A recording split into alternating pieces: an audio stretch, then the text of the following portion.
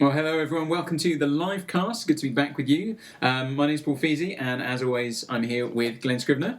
Hello, everybody. Good to have you with us again, Glen. Yes. Do you like my fake house that I'm in? Yes. Yeah. To be honest, having not been in the office for a while, it took me a while to work out where you actually were. So Yeah. I've got some fake credibility in the bookshelves there. Yeah. So.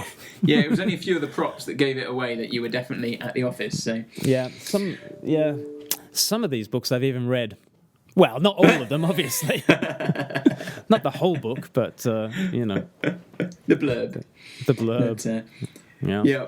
Good. Well, today we are starting to think about preaching online. What with lockdown for the last kind of however many months it's been now, most of us have moved to doing most of our services and preaching kind of in an online format. And so today we're going to be thinking through kind of what the pros and cons of that are a little bit, aren't we, Glen?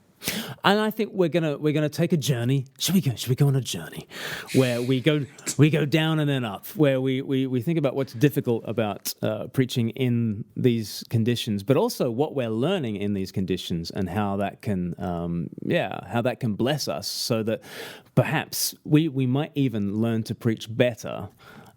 Even as we're preaching to an iPad in our bedrooms, that might actually teach us some stuff about what preaching is, that can translate to glory, hallelujah, the day when we're back in person in the flesh together. But I think in order to have that sense of what the negatives are and the positives are, I think we need to have a theology of preaching.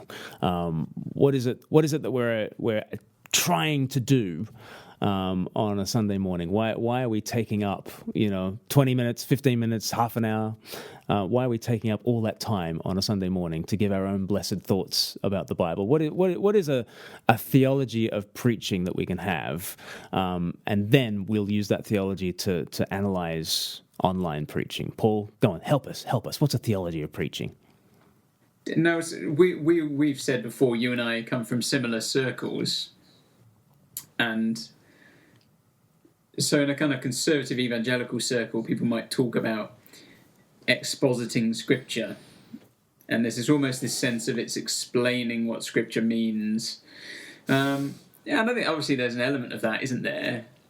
But as I've said to you when we were talking about this, what's the difference between a sermon and just giving like a lecture? If you go to your lecture at theological college and someone says, today we're looking at Matthew chapter 8 or whatever, I'd expect what I hear from the front there to be very different to what I hear on Sunday morning on exactly the same passage. I'd expect it to be a very different format with different information. I mean, when I preach, I always think that my thing is I'm trying to get to people's hearts, and I know that there's a lot of, sometimes I'll do, I'll read stuff, I'll read a passage and I'll, go through some commentaries or something if I'm, finding it tricky, and you find lots of incredible information. You go, oh wow, I see how that links to this thing here and that bit of passage there in the Old Testament, or here's how yada yada yada. And you just realise, though, that like most of that information is completely superfluous to most people on a Sunday morning. Most people don't care about the things that get me excited. I have to bring it into real life and not be a theological lecture. So Yes. It has to be something, I guess, I wish I had a more succinct answer. It needs to be something that grabs people, speaks to their hearts, whether it's an encouragement or a challenge or a bit of both, and encounters them in the nitty-gritty of their lives. So here is why you should be engaged with this. Yeah, absolutely. This isn't just an exercise in me saying, here's verse 1. Verse 1 means this. Verse 2 means this. Let us pray. Yeah, it's not a running Bible commentary. No, or it shouldn't be. And that's not to say there won't be overlap. There are occasionally, particularly, there's going to be passages which are just really tricky, where you do need to do a bit of kind of deeper level unpacking sometimes in order to not just skip a step, because it's one thing, isn't it, to have done the work yourself and then just to say to people, and it means this. But some people, they're going to say, well, how did you get there? Mm-hmm. And sometimes you do need to do a bit of unpacking as well, but I don't think it's all the time. Sometimes, yeah. But it's a little bit like, if the waiter comes to your table and they say, oh, yes, the special of the day, it's really great. The chef kind of flambés this and that. And they might tell you a little bit of the recipe and a few of the ingredients. But really what the waiter's meant to do is just serve me the food. Yeah. I don't need you to tell me how you made it. Serve me that food. Absolutely. Yeah, I think that's right, isn't it? And too much preaching, I think, is giving the recipe rather than actually dishing stuff up. I think that's a good illustration. And it's kind of like, it's meant to be part of worship, isn't it? Like preaching finds its home in a worship service, not in a lecture hall, where the purpose is to drive you. And I think, maybe this is part of my Anglican roots sort of coming through, but I would like to have communion every week, and I would like to see the preaching of the word going together with the preaching that is communion, where because communion, according to 1 Corinthians, it proclaims the Lord's death until he comes. And so it's got that sense of pointing to Christ and his cross, which means it should do what communion does, which is, I guess, show me myself and all my need for Christ and his cross, but then deliver to me Christ crucified for me, which is not always what a lecture is intending to do. But, no. So we did a thing before, or just as lockdown was hitting, really, about how to preach to camera, and it became this sort of video that was like the tag of shame, because there were just lots of church members who would tag their pastors. Should probably have a look at this. That's right. There's some interesting ideas in there. You might want to try, I don't know, owning the moment and actually, proclaiming the word of the Lord. Just saying. So that was interesting to me that video did so well when we were just talking about such basics. But I guess people have had a lot of experience now. I don't know how many Sundays, 11 Sundays something in lockdown? Like that. Yeah, we're coming up that, aren't we? 11 or 12 or something. So we put out on social media recently, what are people finding difficult about preaching to camera and preaching in a lockdown situation. Let's go for the difficult stuff first, and then let's go for what the positives are, because I think that's where I'd like to finish our conversation, on the high of there's some things that preaching to camera is forcing us to do that we might not have been paying attention to before, and even as lockdown ends or eases, it would be nice to carry some of those things forward in our preaching. But let's start with the negatives. What are some of the negatives of preaching to camera, do you think? Well, I guess the most obvious one is that you're not actually speaking to anyone in the room. Yeah. You've not got there's no one else there. You're just talking to the little lens on the camera. Yeah. And you've got no one there. There's no sense, is there, of well, I mean, at that point when you're recording, literally no one is listening. But I mean, there's audience of one, Paul. An audience of one. But you've got no sense of who's listening, how they're taking it, anything like that at all, and that is quite hard. I think how long do I pause? Yeah. Well, I think I said to you the other day that, like, when I get up into up in the pulpit or in front of people, you just kind of go, because there's an adrenaline or something that kicks you in. Whereas the number of times I sit down in front of the camera and kind of go blah blah blah blah blah, blah and then have to start again, and it takes once I get into the flow, it's okay. But there's something about not having people in front of you. It just feels weird to even start the whole thing. Yeah. And having restarted like 5 times, and you've only got to the first 3-minute mark 5 times, you think, at this rate, I will never. But actually, once you get into it, you're off and away. But it's amazing how helpful adrenaline is actually in kind of getting you through. Well, you can also, I mean, the thing, maybe we'll cover this in other bits, but when you're in front of people, so I've often been critiqued in the past, people have said you talk very fast.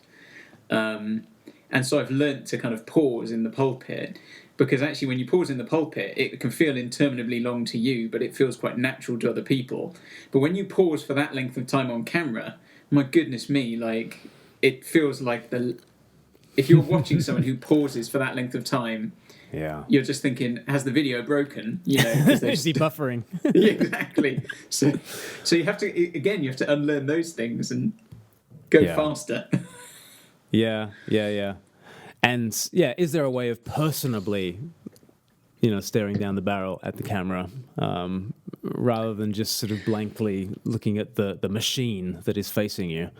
I think Rebecca McLaughlin makes a good point. She says you're not preaching to camera, you're preaching to people through the camera. And it's just always remembering that you're preaching to people, even if there's no one in the room. You've got to. Well, the thing I found a little bit strange is that on all the 2 I've done, they've been in services I would normally be at, Mm-hmm. And so I've not sat in a room and been preached to by myself before. That's true. I sit there next to Becca and I'm going, it's quite good, isn't it? It's got some good points. I wouldn't have put it like that. You did put it like that, you fool. Yeah. And use of comedy, use of humor. Do you risk it? Do you risk telling the joke and then having told the joke, how long do you pause for to allow the laughter? Yeah, you just edit the laughter track in. I find that works better. It's like just really super canned laughter.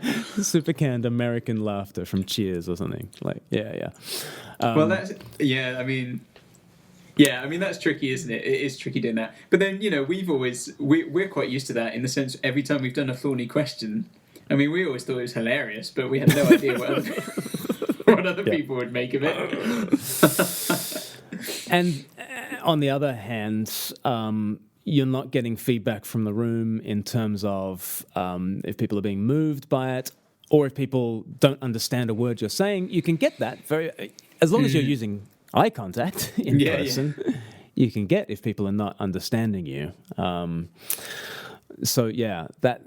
is a drawback. There's something, isn't there, that's encouraging as a preacher if you can see people even just giving a bit of a nod, Some people are good at listening. Most people are not, I find. most people give a kind of a blank. So maybe it's just my preaching. But I find looking at blank incomprehension mainly. The worst I've ever had. You do get a sense, don't you, from the room, or sometimes it's not even. I mean, so definitely, I've got up to preach things, having prepared it, and I've practiced it, and I know what I'm saying, and I know kind of the tone of it. But what I haven't factored in is the service beforehand. And if you've just come out of something, you've come out of a song or even notices about, something that's happened, you can just get the sense, can't you? You know what? It's probably not best that I come in this way, with this tone or this attitude or, whatever it is, because everybody's clearly in a contemplative moment from the song, or people are reeling from some announcement or whatever. Obviously, if you've just recorded stuff and then sent it off to someone else and they've chopped it into whatever order with everything, you've got no idea how people are feeling by the time they get to your talk, If I've got no idea what the songs are going to be before my talk most of the time, or anything Yeah, like that. yeah. So I don't know what the mood is. Yeah. And normally you would read that and you would adapt, even if you didn't necessarily change even what you were going to say. You might just change the way you say it, you know. Which I think is part of an argument for having as many live elements as you can in a service. I would say even including the sermon. I was reflecting with a friend of mine last week, like what does Hebrews 12 mean when it says, you know, let us come together on Mount Zion? You're like, what does it mean that actually when we gather, there is a heavenly assembly that's happening together with Christ and the angels and all the saints in glory, and we are together not just in Crowborough on a Sunday morning, in Eastbourne on a Sunday morning, but on Mount Zion. If that is what church is, and there's this mystical, spiritual sense of church, then it's a little odd if actually our Sunday morning prayers were recorded on Thursday evening, and the sermon was recorded on Friday afternoon, and the readings were recorded on Saturday afternoon. Yeah. And we're all watching together on Sunday. I think it's quite an interesting argument for having as many, if not all, live elements as you can on a Sunday morning. Obviously, the technology makes that difficult, and the safest thing to do is pre-record everything, and then the pastor's job is done by Saturday afternoon. When they hit upload. But there is, I feel a little loss if everything is pre-recorded. I do feel it's like you're watching TV, and it's kind of sit back rather than lean forward on a Sunday morning if everything's pre-recorded. Yeah, I get that. I think there's a sense during the service, isn't there? Like you or I would say during the service, it's hard to feel like you're really watching with anyone else apart from the people you're in the room with. Yeah. If you're in a household, for me, we always have a kind of Zoom tea and coffee afterwards. So you chat to people then, and then you get a sense of like, oh, all these people have been watching and doing the same. But it's not the same as being in, doing it together. But it's tricky, isn't it? Because we've got, even if we're at the office at Speak Life and we've got all our gear to do stuff live, we know that basically, even in this day and age, even with good technology, doing stuff live doesn't necessarily want to work very well sometimes. No. And if you've got no experience of doing live stuff, if you're not technical, if this is all entirely new to you, I can definitely understand why people want to just record something and have it done. They can edit it and go, great, I know it's fine, I know it works, it's not going to break in the middle. So I do understand it, absolutely. Yeah. And I guess that's another difficulty of recording sermons in this lockdown situation is all the complications around, okay, I've preached the sermon, now I've got to actually, get it off the memory card or get it off my phone, and now I've got to edit it and make sure the volume is the right level and add in whatever, accoutrements that So, it used to be that once you'd written your sermon, your job was basically done. And now it's like, even after you've preached your sermon, all your work is ahead of you. Yeah. I mean, I could probably easily lose another 2 to maybe 3 hours in sorting out a sermon. But that's been slightly because, as we might find out, I've made a bit of a rod for my own back in some of the things I've done. But you can, it's certainly not just, I finished writing it and I can relax. Preach it, and now I've got to sort it all out. I've got to edit it. And all the stuff that goes with that. So... Yeah, and I think it is changing the sort of the work week of your average preacher and pastor. That okay, so they've now got a deadline of whenever it is. If Rob, the guy on your PA desk, is now editing your sermons, then he wants your sermon by Thursday lunchtime, and and there's a different kind of working week and a different investment of time now. So there's Here's something that might encourage you, though. Like, I've had a lot of people sort of kind of saying, "Oh, Glenn, I'm sure it's easy for you. Like, you're used to recording sermons, and so you don't spend 3 hours trying to set up the room so that it's suitable to film in." I'm like, yeah, no, I do, because that's what videos are like. Yeah, and absolutely. And I'm sure you're not in the position of having recorded it and then you realize that the audio was complete garbage and you've had to re-record it. It's like, no, that's pretty much every other video, Yeah. It's always an incredible faff, isn't it? Yeah. So to encourage you all. It's not going to get any better is basically what we're saying. It never gets any better. So suck it up. Take it from the pros here. It's always infuriating. So, but what are some of the things, Paul, that you do? Because you say that having recorded your sermon, there are a few extra bits and pieces that you add to your video sermons. What are some of the things that you've been doing to your sermons to give them a bit of extra spice? Extra spice. Some Feesey spice. Well, so what I've done is I've recorded all of mine so far with 2 cameras. Yes. Why have you done that? Why have I done that? Because it was a personal thing really, that I found it really hard to watch a person on the screen that didn't cut in any way, shape or form. Like, I just found it really, really hard. Almost because I feel, if you watch, for better or for worse, if you watch TV or films, it's very rare that it will hold on a single shot for a certain length of time, for more than a few seconds.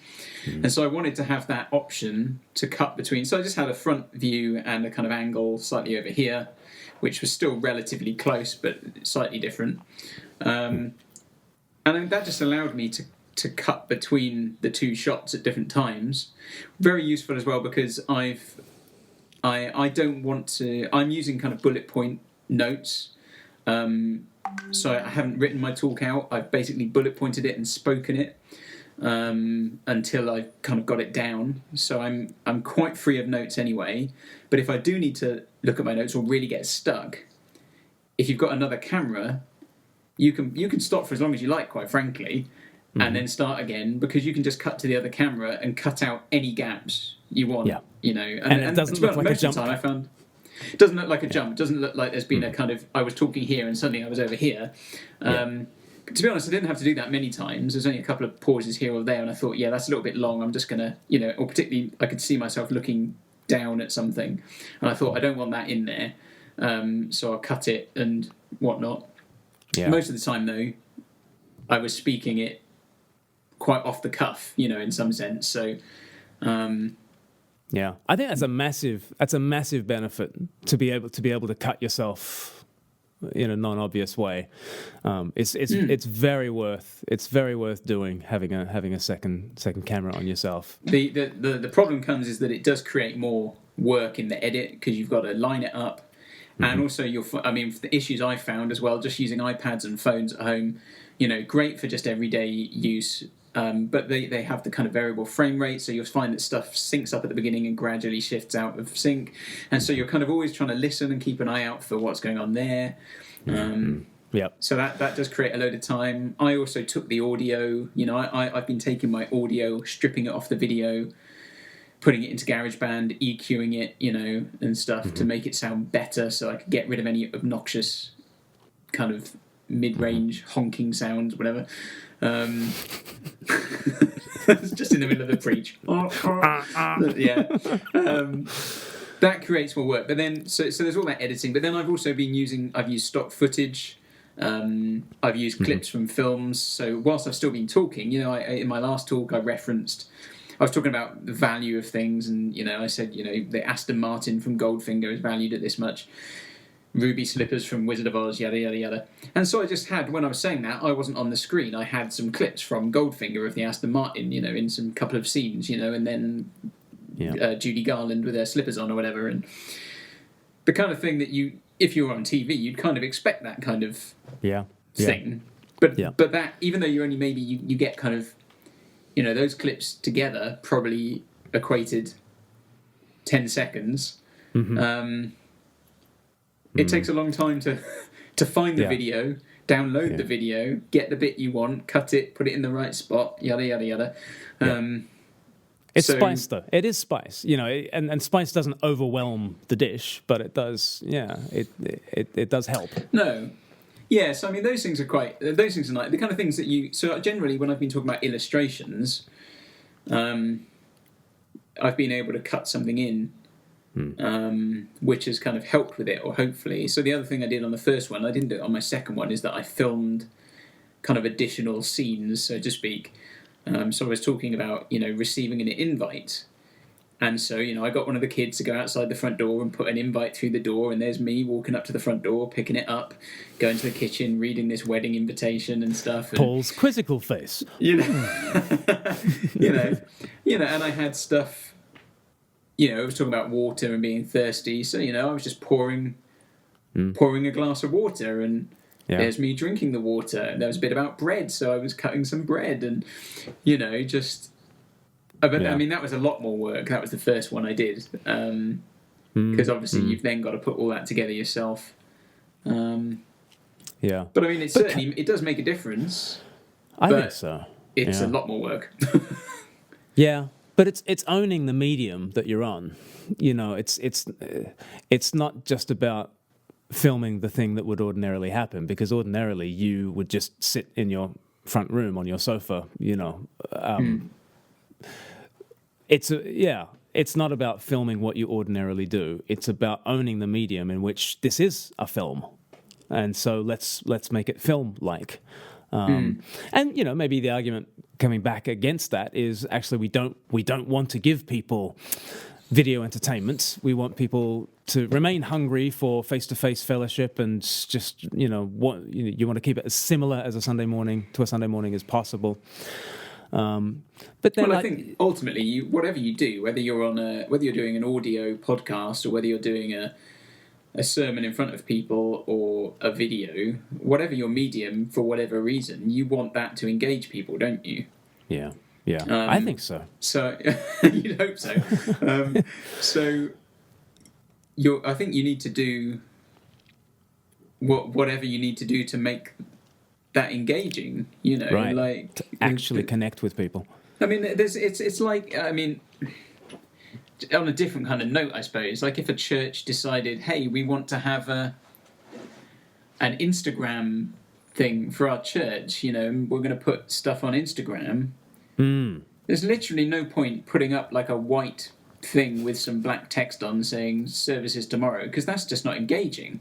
Yes. That's just a really bad use of Instagram. Like, if you're going to do it, you've got to think a bit about how to use that medium as a church. Right. And I'm not saying I know how to do that, but probably just not black and white writing and stuff. But I think you've probably got to do the same. I think probably what has maybe been trickiest for people is in this whole thing is that when we went into lockdown, people basically said, right, we'll just do church online. Mm-hmm. And at least in my personal opinion, and people will have a different opinion, and that's fine, I don't think just doing what we do on Sunday morning translates very well onto the screen. No. Even Songs of Praise knows that. They don't just attempt. They don't just attempt to do a full sermon, a full hymn sandwich.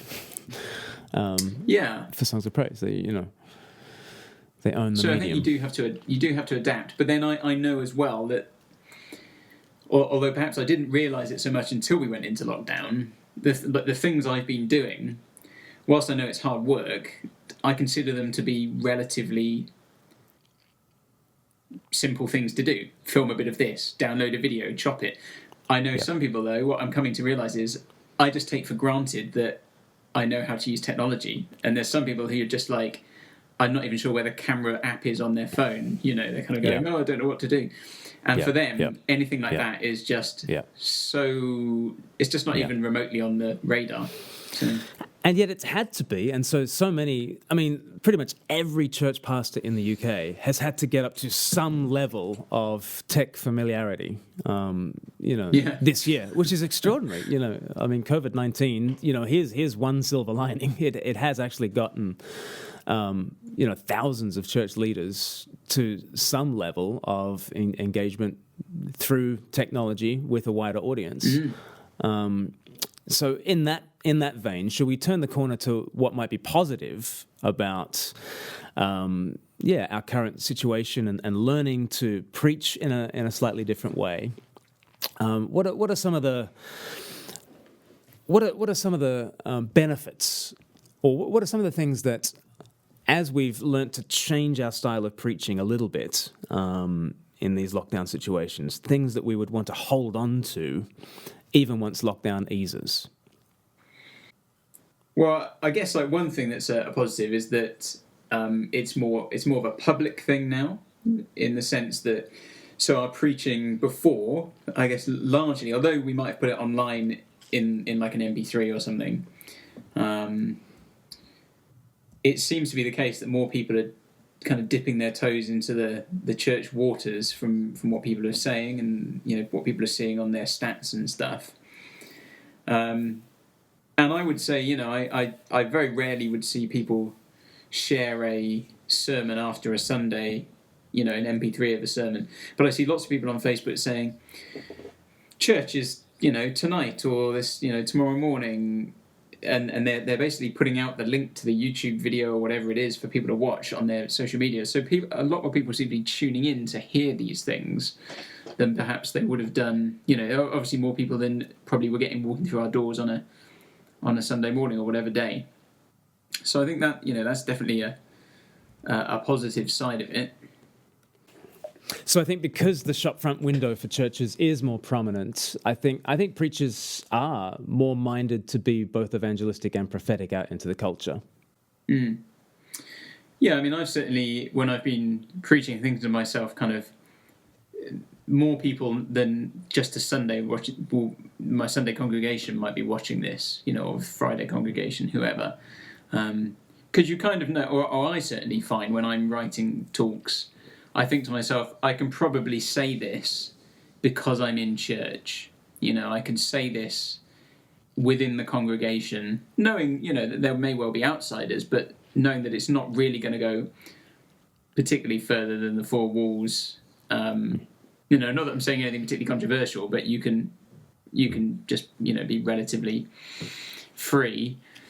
And I suppose I've known that it's not that I'm trying to restrict myself, therefore, with what I'm saying, but I'm just aware that there's going to be perhaps many more outsiders looking in, and therefore what I say should be perhaps even more aimed at the outsider than it would be normally, with a more evangelistic hat on, and just mindful of trying to think about the things I might say or the way in which I say things, the language I might use or things like that. So, yeah. And that might cut both ways. You might want to make an argument for, church is not for the entertainment of the goats; it's for the feeding of the sheep. And let's make sure we're building up the body.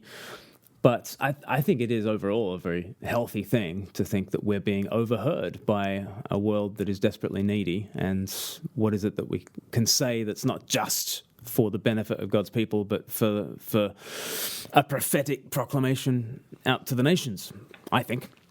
And we shouldn't draw a kind of false dichotomy between like evangelistic preaching for the outsider, preaching for those inside the church.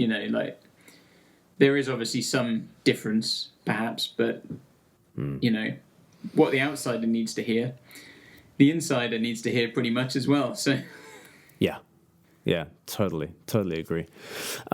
So it's a more public or at least we're feeling how public our proclamation is. And I think that can be good. I think we're also feeling how personal proclamation can be, because we're literally preaching to people in their living rooms. So if you want to preach and you want it to come home, you are preaching into homes. And I think there is that sort of personal element, I think, to preaching that's happening at the moment. Have you felt that as you've been preaching, or as you've been hearing preaching as well?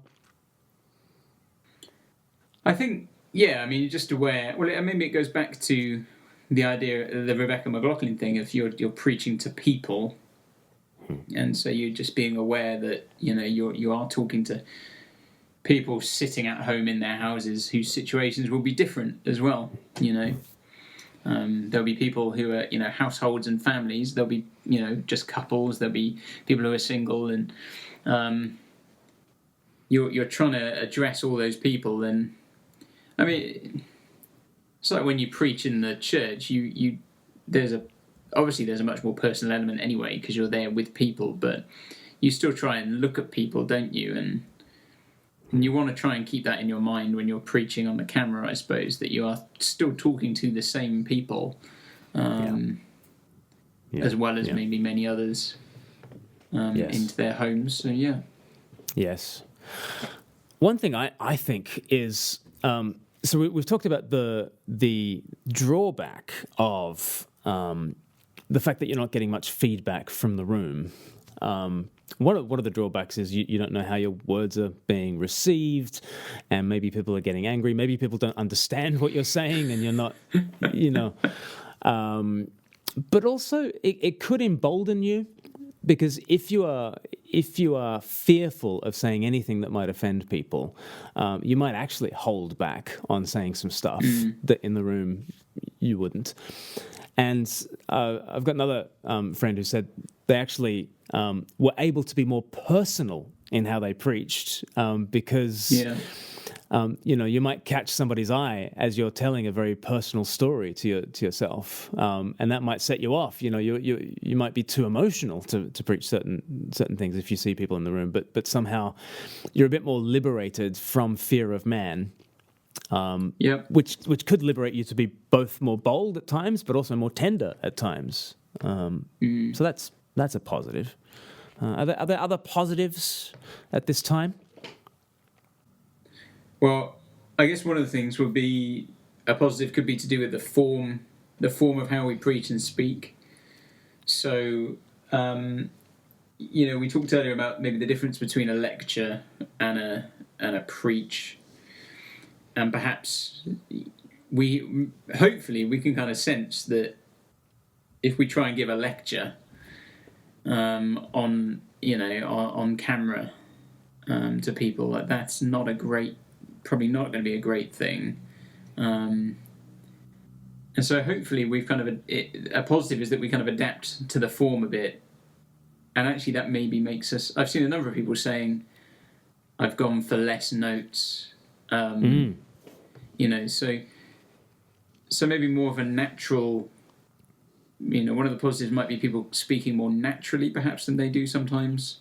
Yes. If they're very tied to things, I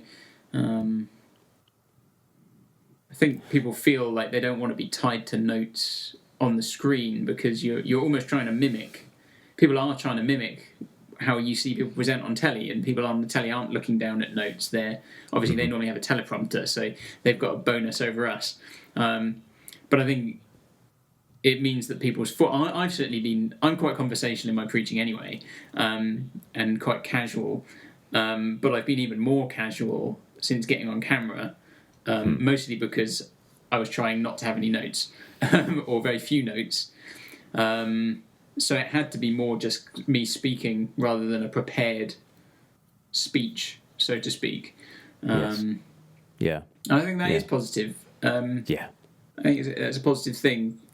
I think it doesn't work on camera to just read the script, or it's a bit stilted at least.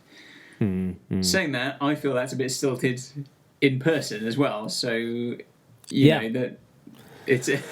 I'm not sure and there are different. Everyone has different levels of this, and I've seen people there's people obviously who don't use any notes at all, and I've sat through talks and thought it might have been helpful if you had a few notes. Yeah. And there's people I know who've literally just read off a script, and they've almost spent the whole time just head down, looking at the lectern. Yeah, they could have done with that. And so, it doesn't. I think, the more people can speak like they would speak, yes, the better. Yeah.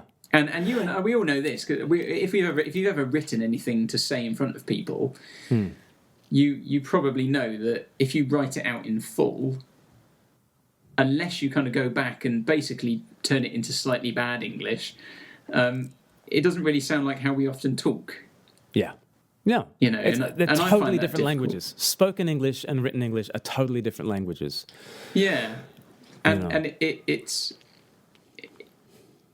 And this is, it's a bugbear in person, I suppose, as well. But when someone gets up to preach, and I think, what they've said is great, and I just think it just doesn't sound like you. No. I know this person, but the things you've just said are just not the natural way you would ever talk. No, exactly.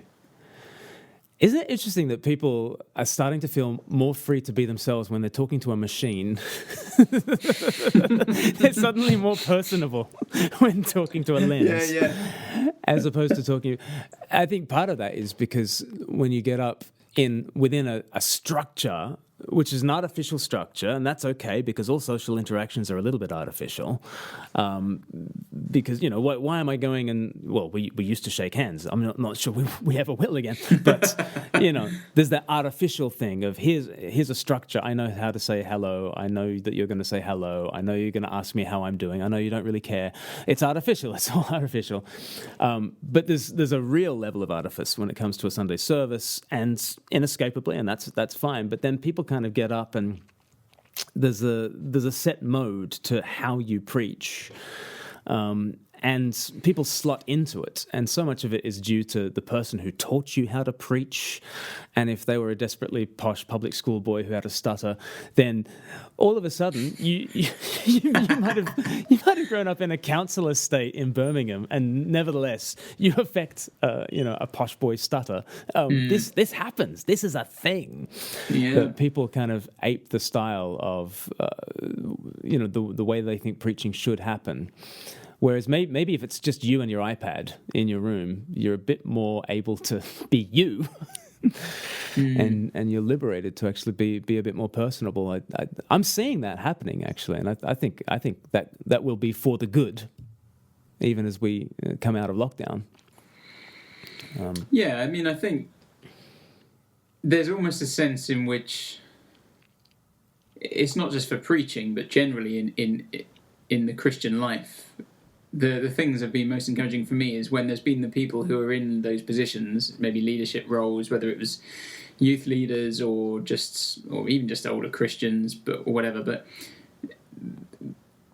when you see that it's not that polished, it's easy to kind of look at people, isn't it, and be like, wow, they've all got it completely together. And it's quite nice to see people actually just being human, Yes. In the church. Like, it's actually okay. Like, it's okay to be a human being, in the way I'm not even joking. I mean, it is okay. Yeah. Like, it's okay to be a human being.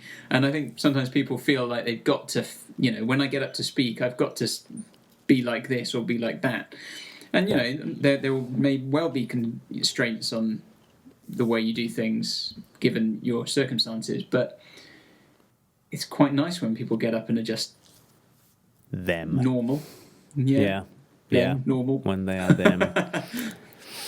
Another thing I think people have said about what's different preaching in these circumstances is most people have attempted to preach shorter, and you can get into a debate about that, whether we definitely need to. Obviously, you've only got 2 senses to engage your audience with rather than 5, and I often find that, being so very aromatic in my preaching obviously holds people's attention. I'm very fragrant. Often has, it's raised a few eyebrows before. Yeah. I'm a tasty preacher, and but there is something about you're only engaging 2, senses and not 5, and there are less things to hold people's attention, and people are used to multi-screening as they, scrolling through Instagram as they watch their second screen, and all that sort of stuff. So I understand the pressure that people feel towards a shorter sermon, but as people feel that pressure, they're finding that they can do it. Like, I can say what I want to say. Yes. And people are jettisoning verse by verse exposition, which I think we should be utterly tied to the text, and we should say what the text is saying. But I think if we're jettisoning the idea that we must work from verse 1 to verse 2, to verse 3 to verse 4 to verse 5 to verse 6 to verse 7, and you must mention every verse and give equal weight to every single one before you can finish your sermon, that has been artificially inflating the duration of our sermons for decades. And people are finding that, actually, I want to be a bit more punchy, and so they're kind of throwing out that straitjacket and getting down to the point. That's a good thing. Yeah. And I mean, obviously everyone's going to be different to different lengths of used to different lengths of preaching in their churches anyway.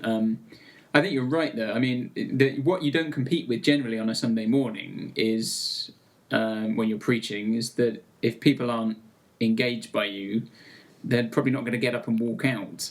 Whereas if they're not engaged by you, they may just go and do the hoovering, or go and put the kettle on, or go on Facebook or something, So you are competing with that in a sense.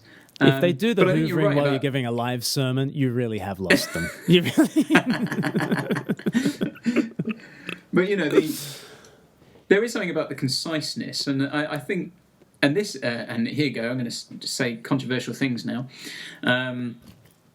I do think people who've spent a lot of time doing kind of youth work have a bit of an advantage over some people, because what youth workers have been used to doing is doing talks that are kind of 10, 15 minutes. Particularly you go on camps, they're saying keep it to 10, 15 minutes, and you've got to cut all the, chaff. It's got to be all wheat, and it's a real. It really does kind of hone your skills to actually work out. I might love this illustration, and I might really want to tell people about this, but actually I've got to kill it. I've got to throw that out in order to do it. And I think as well, here we go. Go on. So, I mean, I've always said anyone can preach for 45 minutes, right? Because every time I write a 20-minute sermon, well, let's say I'm aiming for 20 minutes, or even 15 minutes. First time I stand up and say that out loud after I finish writing it, I guarantee you it's probably 27 to 30 minutes long. Now, that's when I'm aiming for 15, or 20, Yeah. Basically, you can talk for 45 minutes if you don't do any editing.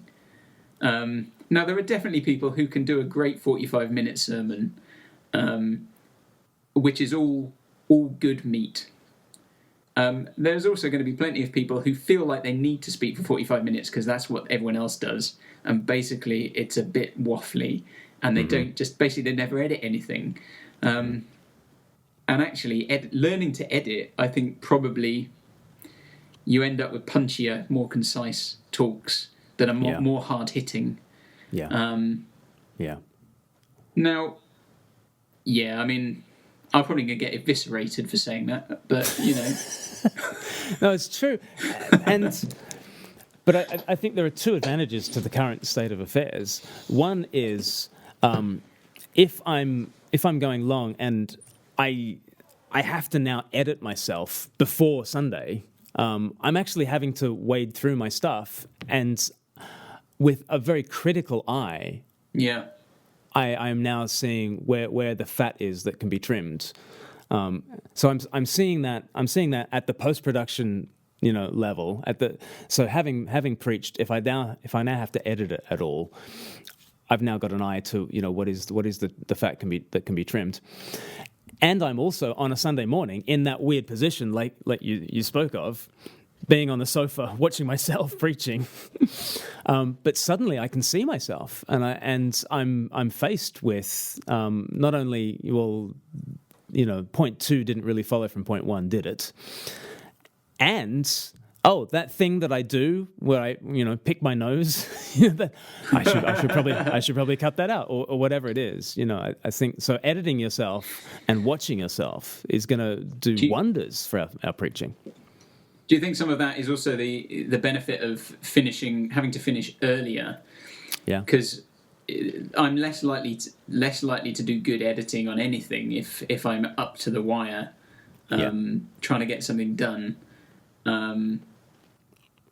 But when you finish earlier, it does give you more time to go through. And there's certainly times, like every time I go through, if I'm over time on something, I can immediately look through and go, hopefully I already know what are the kind of just interesting tidbits, asides that I could just cut straight away. Those are the easy things to cut. It's trickier when you feel like, I really want to say this. But is it really necessary? Like, it would be good, but does it really need it? And that can be really hard to do. But I find myself as well when I'm preaching preaching in the bedroom, I can sometimes feel myself going, I don't think this makes sense. Like, I don't feel like I can, this bit here, I'm not sure it really links straight into that bit there. Like, I've put this bit in the middle. This bit here, why didn't I put that there? It would make more sense if I said it there. And you're kind of, even if you're just rearranging, even rearranging the order, even if you're not cutting stuff out, it's a process, isn't it, of kind of going through. And I wonder whether so many of us have got used to basically going right up to the wire on our writing. Yes. That we end up with talks that are just, if we'd had an opportunity to just stand in a bedroom and preach it 5 or 6 times out loud, each time we would have gone, that bit doesn't quite, let's rearrange that. And then second time you would have gone, that was better, but this bit, and... Yeah. And it's the out loudness. It's the out loudness that's doing that for you, because I think all sorts of non sequiturs like get a free pass on the page, but as soon as you speak them out, you realise that doesn't work. And you realise you said the same thing. Maybe you said the same thing like 3 times over. Yes. And you think, I didn't need to say that again and again and again. Exactly. So yeah.